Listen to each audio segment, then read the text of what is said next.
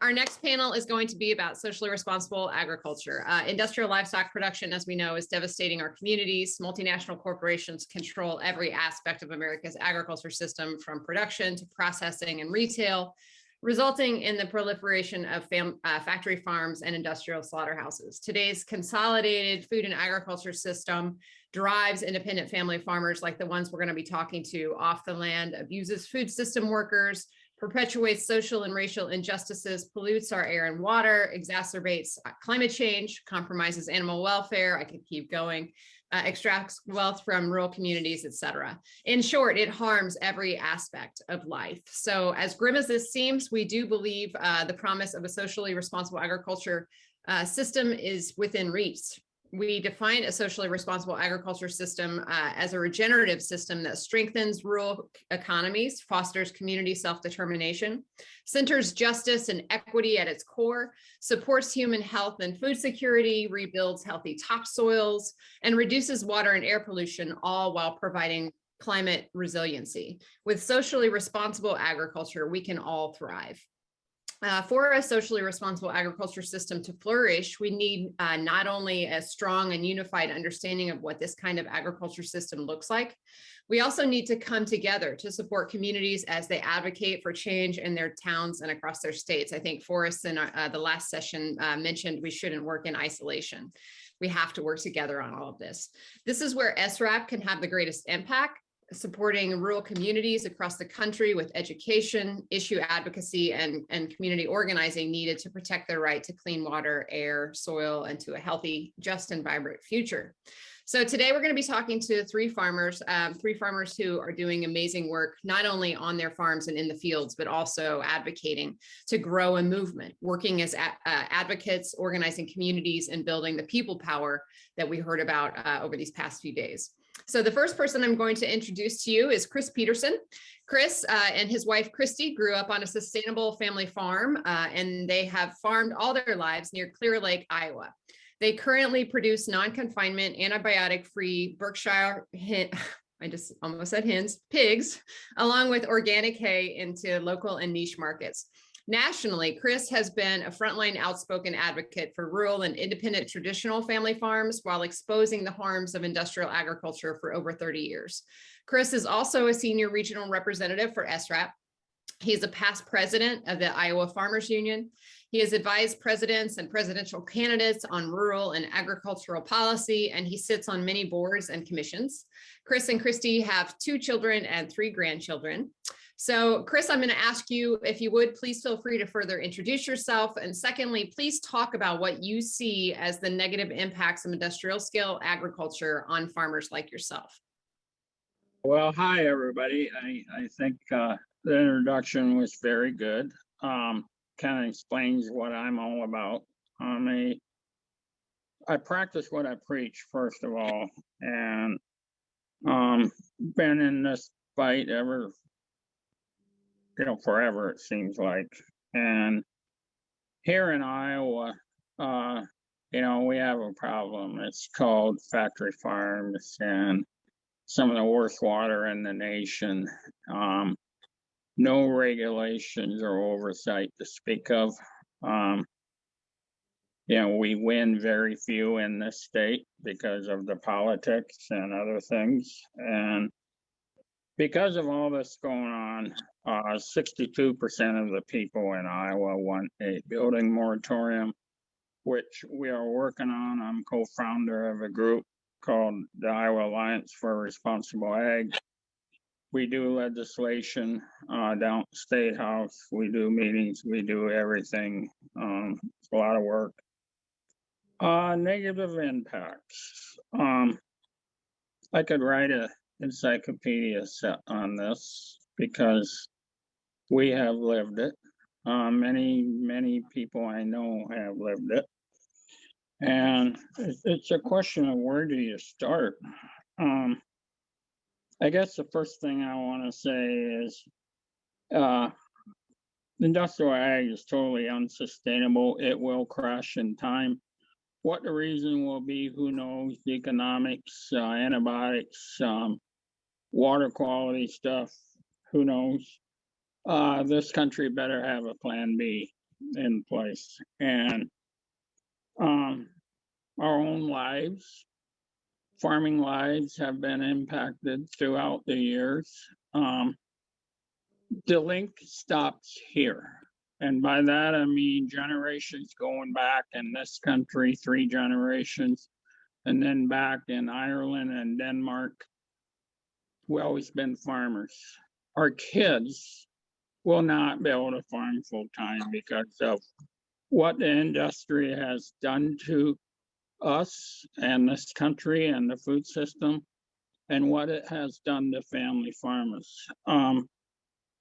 Just not going to happen. You know, they can, our goddaughter who messes around a little bit with the local food stuff and things like that. But as far as full scale farming, that's what they've done to us. And we have went through a bankruptcy. We went through the 80s, lost some dirt, some land, held it together. I always subsidized myself and worked a full-time job in town. That's kind of the way it is, since we don't get the big government subsidies like the big ones get. And, you know, our quality of life has been impacted. I didn't raise my kids, my wife did, because I wasn't around. I was either in a tractor or in the pig pen or working in town. And, you know, the impacts and negatives, rural depopulation, social collapse, less kids in school, the main streets are drying up. You know, you could write a book on each one of these issues. I could anyway. And in order to rebuild a system we once had, we did have the infrastructure in the 70s when I first started farming. 92% of the independent pig farmers, approximate, have now been ran out of business. It's all corporate. And between Smithfield and Wall Street, they ran us out and took it over. And in order to transition back to a system like we had, we need the political system to get some courage and come up to the plate. We need a farm bill that emphasizes on rebuilding a family farm system. You know, for God's sake, subsidize economic development like we want instead of handing the money out to industrial corporate ag, the big farmers. We need fair markets, competitive markets, a way to sell our product, and a system to support it. You know, I'd sell to Walmart as long as they paid a fair price, you know. And local infrastructure like we once had, buying stations, sale barns, you name it. Small town main streets that you didn't have to travel far to buy a hammer or groceries or do your banking, whatever. That's all gone now. And I appreciate all that, Chris. I think it's important that I think we're going to go back to that conversation about what is it like to, or what does it take to actually transition these farmers back to something better and different. So if you can hold that thought, we'll come back to that in a second. I want to go ahead and introduce Lynn Utesch right now. Lynn lives in Kewaunee, Wisconsin, where he owns and operates Guardians of the Field Farm, raising 100% grass-fed beef with his herd of shorthorn cattle, utilizing rotational grazing methods on 150 acres. Lynn is married to his wonderful wife, Nancy, and they have 5 children. For the past 25 years, Lynn has been active in continuing education and events, highlighting sustainable farming practices, animal husbandry, and protection of our natural resources, most notably water, at both state and local levels. Guardians of the Field Farm have hosted several educational events and presentations, pasture walks, and farm to fork dinners, supporting local organic farmers and their products. So Lynn, if you could also, I know so much has happened for you and Nancy that you've been impacted by the negative impacts of industrial scale agriculture around you. Could you tell us a little bit more about yourself, your experience, and what you're seeing as those impacts in your communities? Here in Kewaunee County, we live with 17 industrial dairies that create major issues for our community. All three of our major rivers here are on the EPA's impaired waters list. Our beaches are covered with algae that make it so that they're unsafe to swim. And our drinking water here in Kewaunee County, and our last testing showed that we still have 30% of the wells tested are either contaminated with E. coli and or nitrates. This is after supposedly actually having fixed a lot of our issues, according to the state of Wisconsin and some of the other organizations that supposedly promoted that. Here in Kewaunee County, the industrial agriculture system is really keeping a lot of, just like Chris had mentioned, keeping a lot of young people off of the land. And it's making it very difficult for people to actually make a living. Luckily for my wife and I and our family, we've been lucky and actually worked hard to make it so that we could exit that system that is so difficult to make money and make a living at. We raise, like I said, 100% grass-fed beef, our shorthorn herd. We have on 150 acres with rotational grazing. We rotate our cows each and every day to a fresh pasture. This allows our grass to regenerate. Also, it's a way to protect our groundwater. By doing that, it actually acts as a filter for the groundwater and our surface waters. So we're helping with nature. So that's here on our farm, we try to replicate nature as much as possible. Our cows, we try to make sure that they are allowed to have their whole life living as a cow is intended to, out free on the pastures and unstressed by anything. Our cows have one bad day. That's the rest of them. They're very content. They enjoy the outdoors and they have a great life. We provide we provide food for over 80 families. At one time, Nancy and I, all of our kids are now gone, so we've kind of actually cut back some. But our belief is that we provide nutritious food for families that live in our local area. We want to make sure that all of everything that we do stays here locally, and that we support the local people. That's it's so hard to work in the conventional system to make ends meet, where we've been very lucky that we've been sold out for over 25 years. All of our meat that we've ever produced has always been sold, and we've done a wonderful job that way. So so I do, Chris kind of doesn't think that there's as much hope for the future. Personally, I think there's a lot of hope for the future. I think that if we are providing the products that are sustainable, that are healthy, that are good for nature and good for people, I think we have the opportunity to change the system to be very sustainable and socially responsible, so that the future will be very bright for all of those people, and our children especially. Agreed. Thank you so much. I know it's been a huge uphill battle for you and Nancy in your area. So the fact that you have hope is speaks a lot to your own personal resilience and Nancy's resilience as well. I think Chris does have hope too, because he wouldn't stop fighting if he didn't have hope. we know that. Yeah. Yeah. And so the next person I want to introduce before we get into more general questions for all three of you is Graham Christensen. He is both a good friend and an amazing advocate in this realm as well. Graham grew up on a family farm.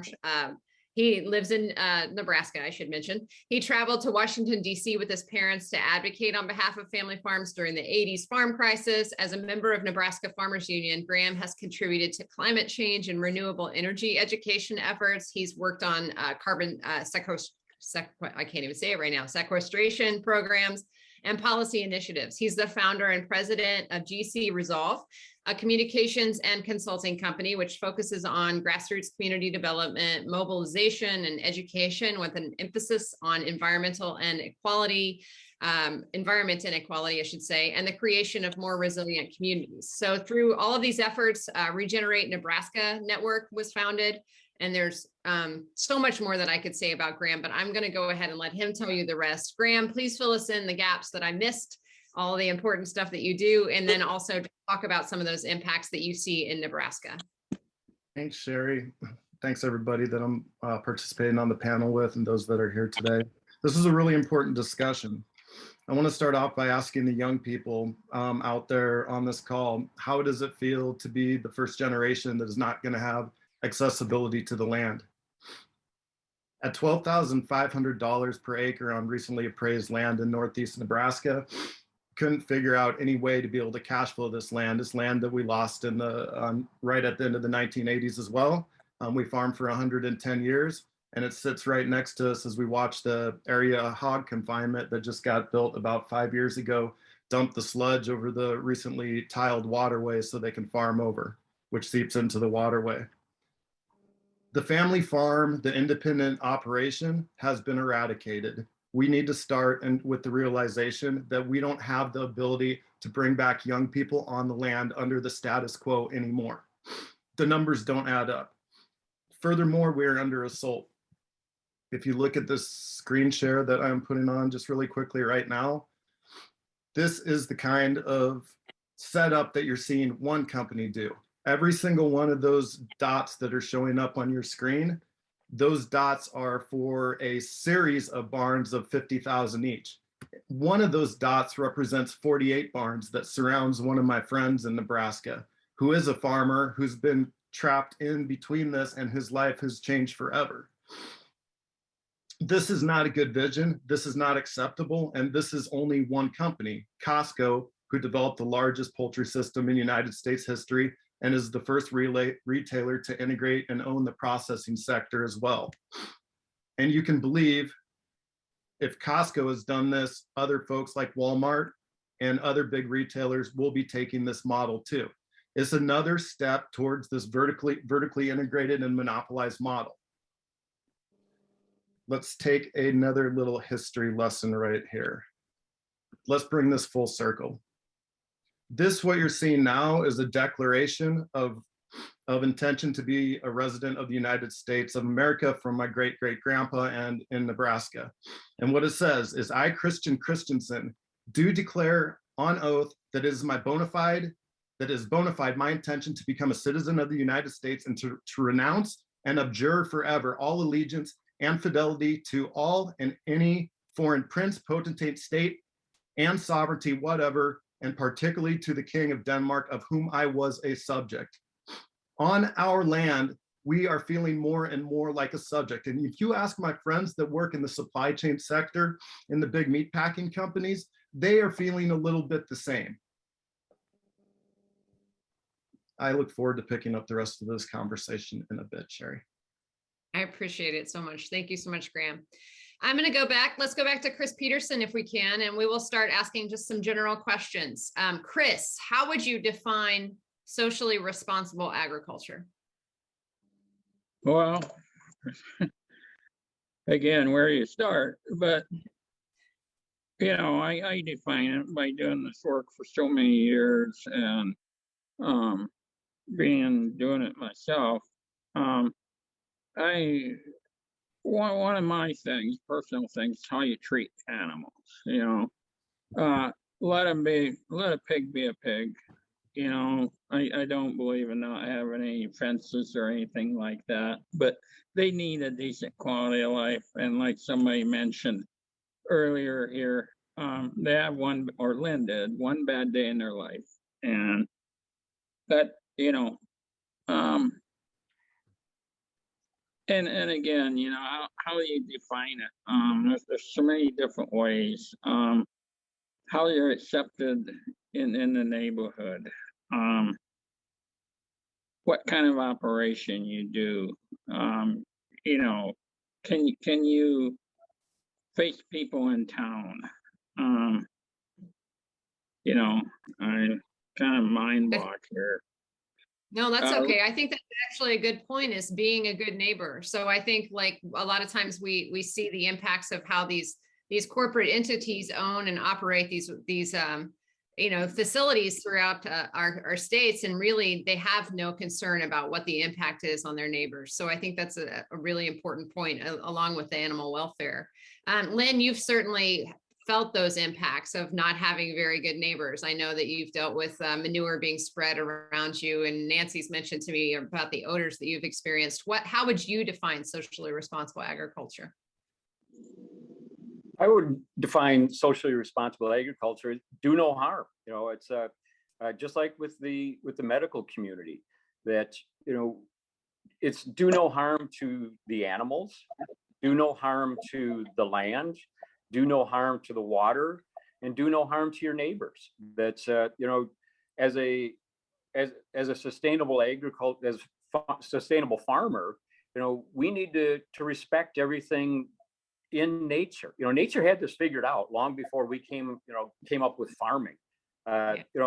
We're just trying to maximize the ease for us as people. That's nature has it all figured out. We just need to quit trying to screw with nature and start to let it do its own job. From manure management to especially manure management. Every system that they keep coming up with, whether it's the manure pit or methane digesters, these are all against nature. We just need to allow nature to do its job, and we need just to be the stewards of the land and the animals, and it'll take care of itself. Agreed. Graham, do you have anything to add to that? Yes. Agriculture should be ethical, equitable, environmental, and economical. On the ethical side, it should not be predatory. It should not be extractive. Anything that pits supply chain workers versus farmers and leaves in the dark the consumer is not an ethical system.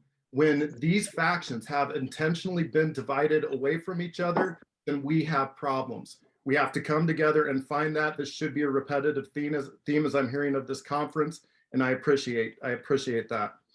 Equitable. Our socioeconomic status in rural areas has been obliterated.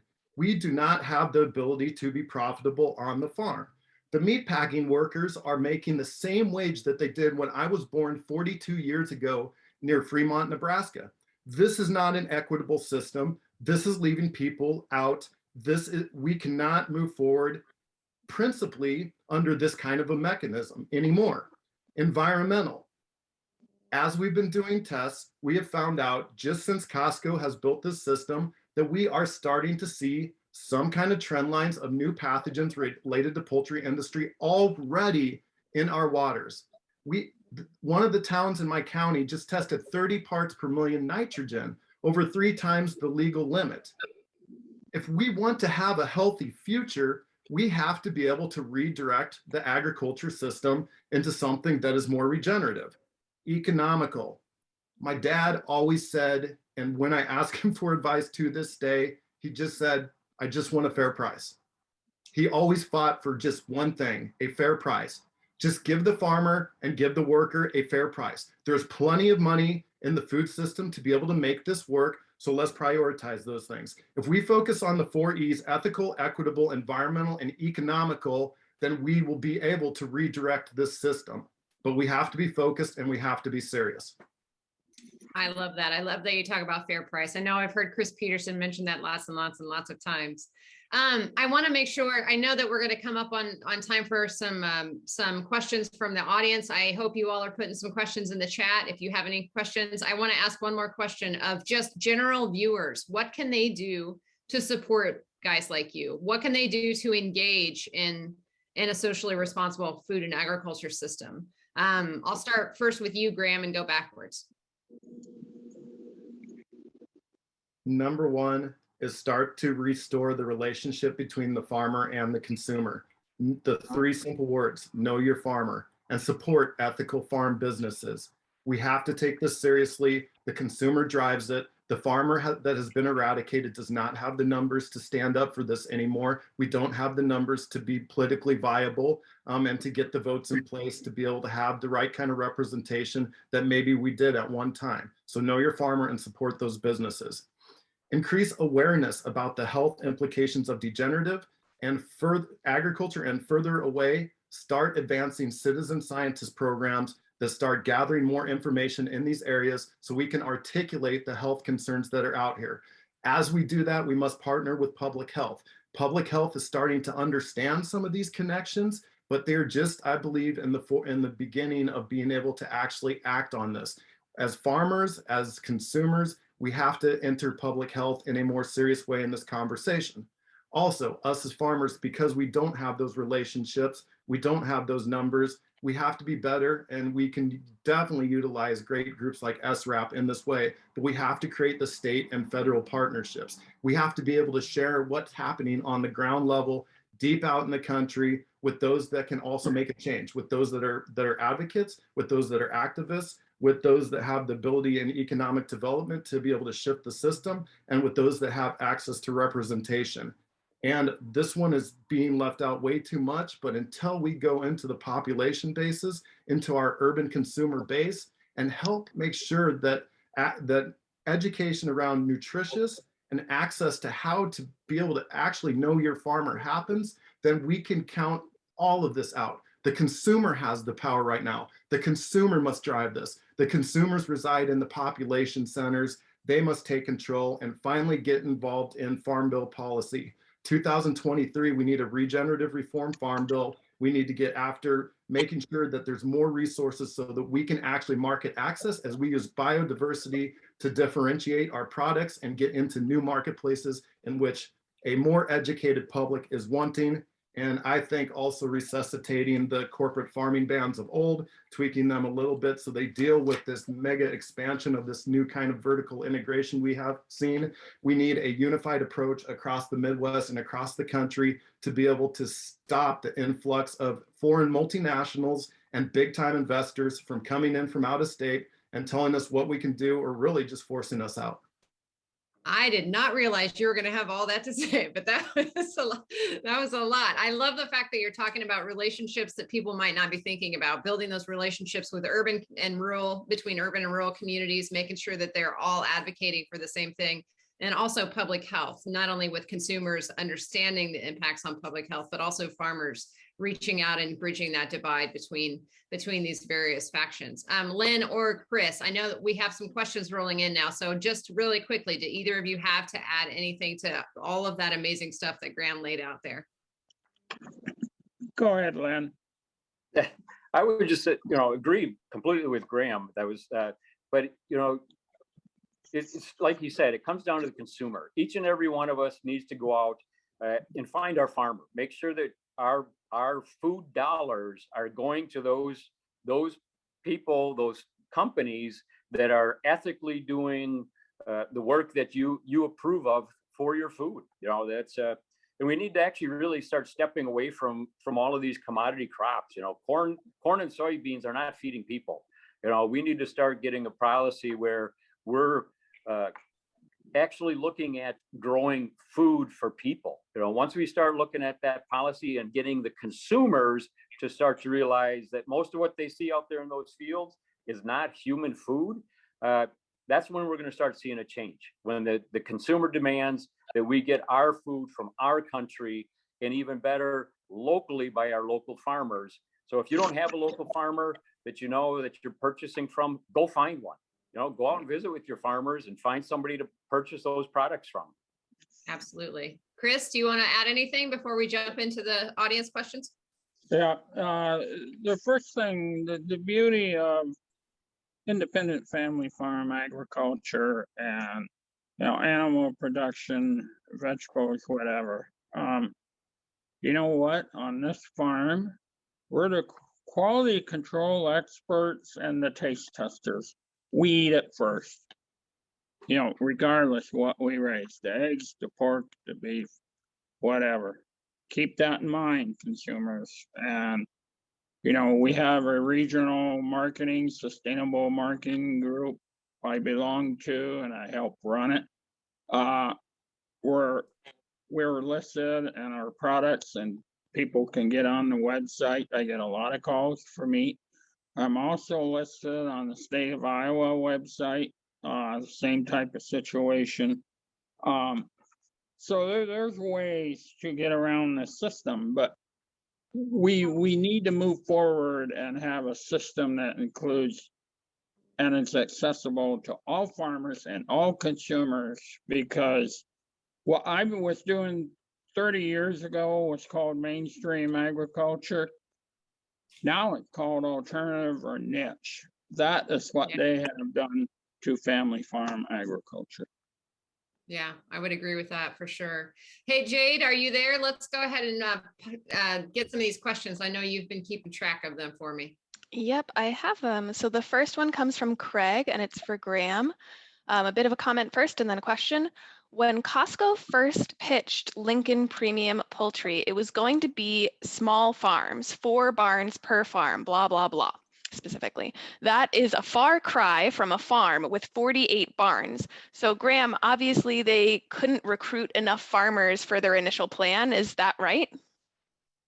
I think that a lot of the Good Communities United coalition on the ground had a lot to do with being able to call into question what this was from the start, be able to dig information up, to be able to disperse that information across the rural public so that more people were aware and that more farmers did not engage wholeheartedly or at least easily.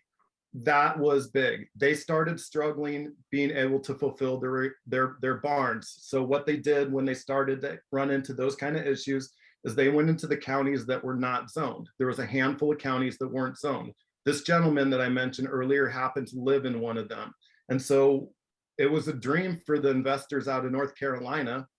They were able to basically get a little bit more by packaging more barns in one place. So they're able to come in, finance, and once again, instead of that cyclical dollar moving around the community, extract those dollars out of the area and be able to plug those things into one place. So the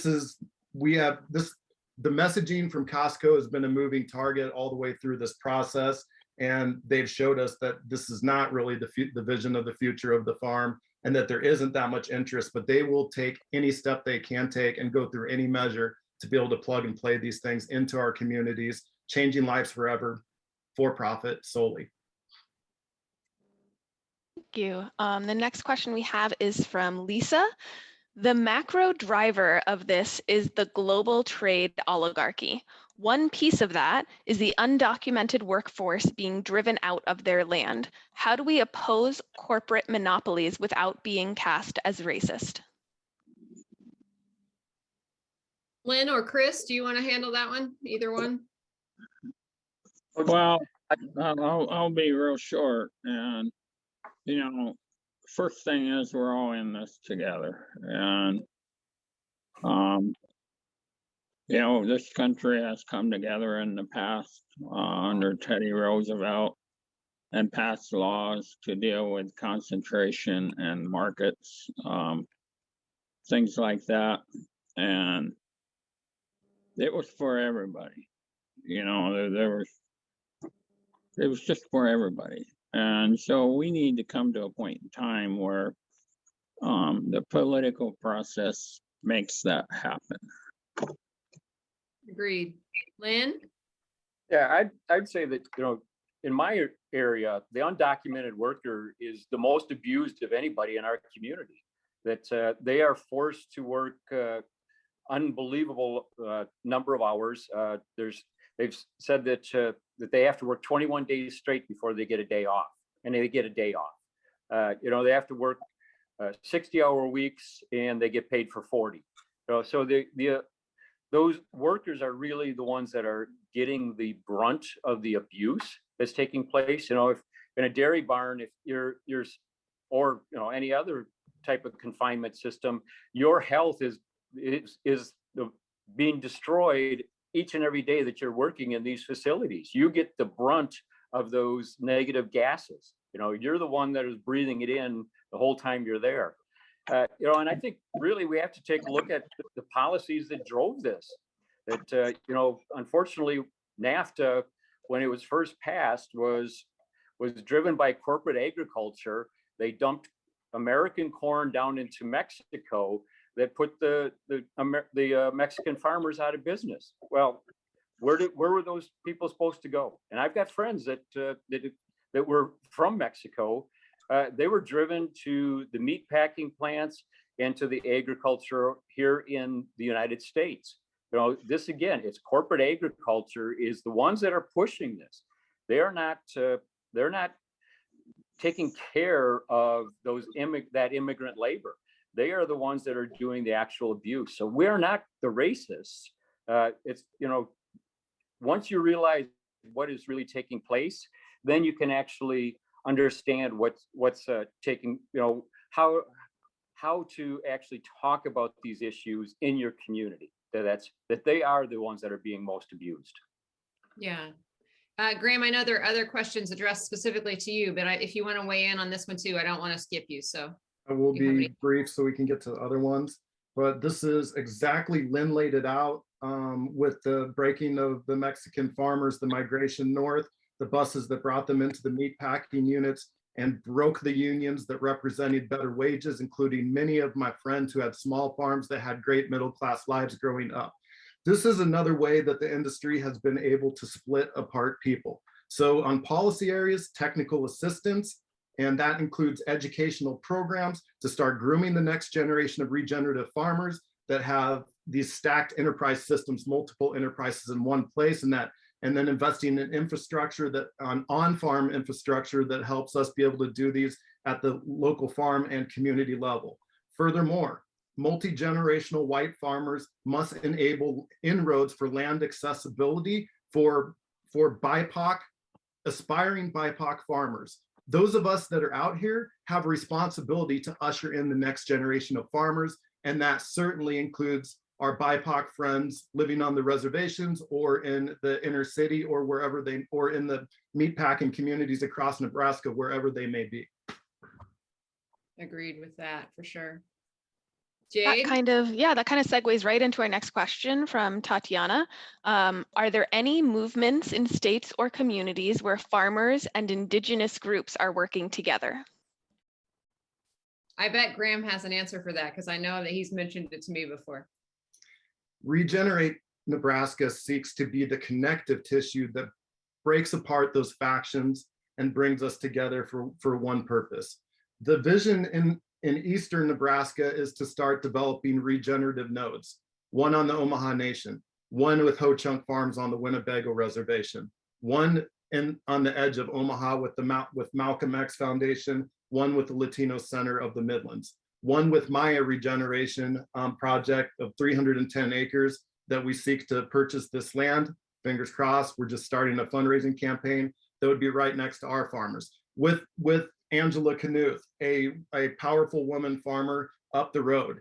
Creating these nodes so that we can be able to cooperate together is the conversation that's happening, and we are seeking to find funding to be able to get train the trainer type programs in each one of these communities that bring conversations about skills that are ecologically aligned and practical within these certain communities, and having leads in these communities that are people of the culture that we're trying to work with, and then working these all together and bringing them up slowly over time. That is the vision. That is part of the vision of Regenerate Nebraska, and these efforts are already underway.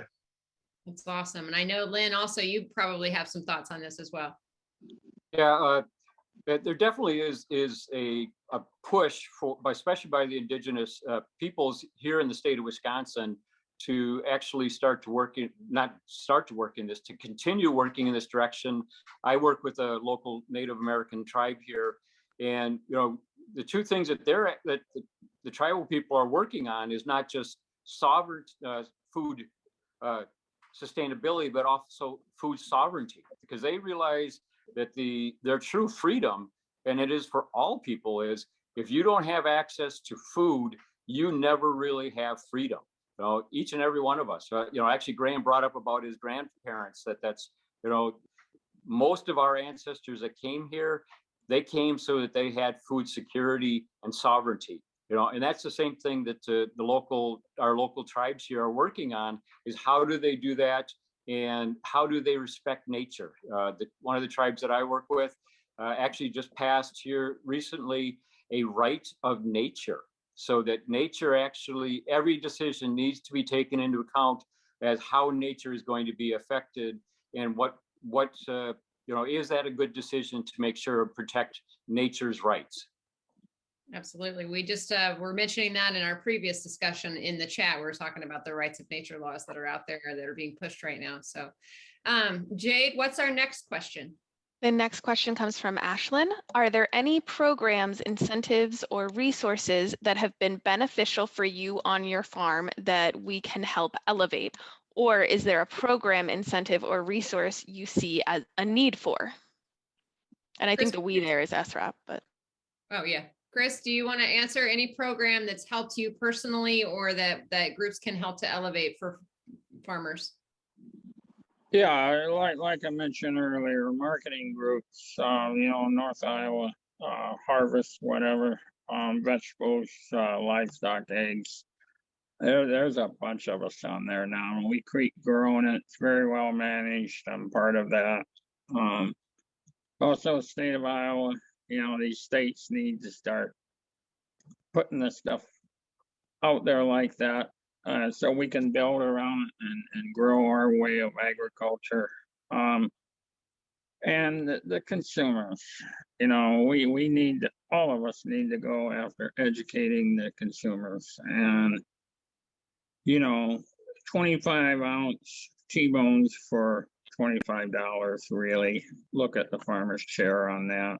And, the same is true for all the products. And we need to tell our story. And over the decades, I've been one of them involved in the politics and advocacy of farmers standing up and saying, we need a fair price. We've been getting screwed for decades. And now we should have new friends on the block. And I just mentioned that 25-ounce T-bones for $25, because the consumers are now feeling the pain too.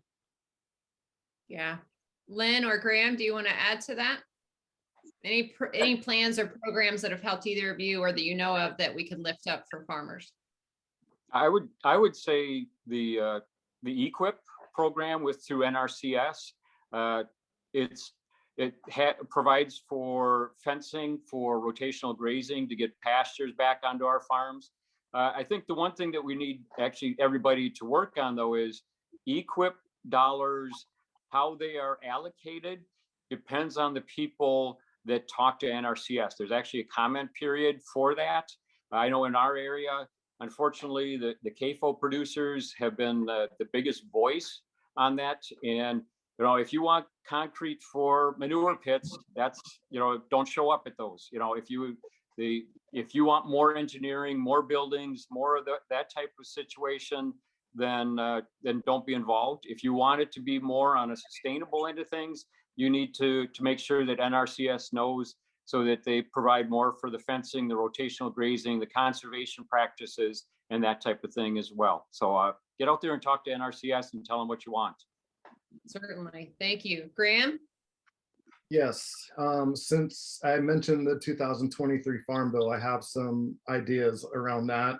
Number one is taking the current investments into competition by the Biden administration, which was about $500 million into expanding smaller meat lockers so that we can get those rotational grazing herds spinning around the areas with small and mid-sized farmers, but expanding that investment into the processing sector of agroforestry projects like fruit, berries, nuts, and small grains. Stephen Tucker, a well-known Southwest Nebraska farmer opposite side, has been advocating for getting mung beans to Denver, but he has to go all the way around because he doesn't have the processing infrastructure. Our nodes that I spoke about earlier, they want to be able to have hazelnuts and a few other things be a part of them. We don't have, as cash-strapped farmers, the ability to invest in those. And just tweaks to that Farm Bill program and the appropriations part could have a huge, enormous impact. We need to revamp technical assistance within the NRCS, but also allow some of those nonprofit type groups earlier to be able to help do this respecting their culture in their areas simultaneously. We have to be able to respect this technical assistance to take that regenerative turn, because currently we're not equipped, we're not educated enough in that as farmers, nor as technical assistants within the NRCS. So this has to change. We need to be able, one good idea I like is a more diversified grain reserve program, maybe not just corn, beans, and wheat, but in the Farm Bill, being able to reintroduce that farmer-owned grain reserve program, but have a much more diversity. This would start driving some of those markets and give us the starting way for a marketplace that would be enormous. We should, in the Farm Bill, expand farm to school, some of the great things that are going on there, into hospitals. I mean, what better place to have highly nutritious food is when you're trying to get healthy and heal. And then a couple things that I think we can figure out, knowing that there's brilliant economists like John Eichert, around the corner in these conversations.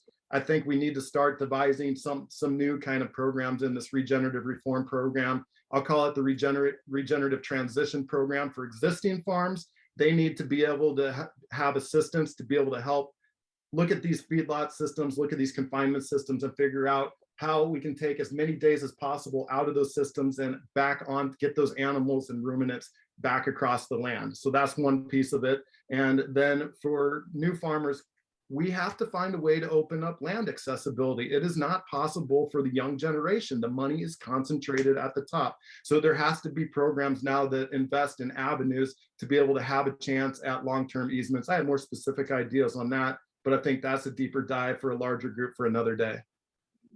I appreciate it. I know that you all are talking about these issues every day of your lives. So I encourage you to keep going, not to give up, because I do believe we're making great strides. It doesn't seem like it sometimes, but it's tiring and it's long-term work, honestly, and unfortunately, but it's just going to be that way. We have to slowly build the relationships and start to turn the wheel a little bit.